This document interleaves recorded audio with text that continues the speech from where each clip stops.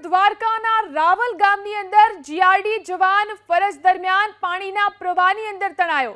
હનુમાન ઘાટ વિસ્તારની અંદર ફરજ દરમિયાન પગ લપસતા વર્તુ નદીની અંદર જીઆરડી જવાન તણાયો હતો। વિજય દેવશીભાઈ ગામી નામનો 35 વર્ષીય જીઆરડી જવાન નદીના પાણીમાં તણાયો। એનડીઆરએફ તેમજ સ્થાનિક ફાયર વિભાગે આ જવાનની શોધખોળ શરૂ કરી છે। તો વિજય ગામીની શોધખોળ હાલ શરૂ કરવામાં આવી છે। જીઆરડી જવાન કે જે પાણીમાં તણાયો હતો તેની શોધખોળ શરૂ કરવામાં આવી છે। ઘટના બની છે દ્વારકાના રાવલ ગામમાં। અહીં જીઆરડી જવાન પાણીના પ્રવાહમાં તણાયો। એનડીઆરએફ અને સ્થાનિક ફાયર વિભાગની ટીમે કામગીરી શરૂ કરી અને આ જીઆરડી જવાનને શોધવાની કામગીરી શરૂ કરવામાં આવી છે।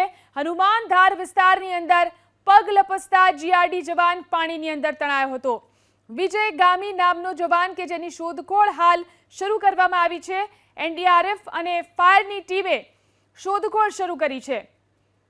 તો જીઆરડી જવાન પાણીના પ્રવાહમાં તણાયો। ઘટના બની દ્વારકાના રાવલ ગામમાં।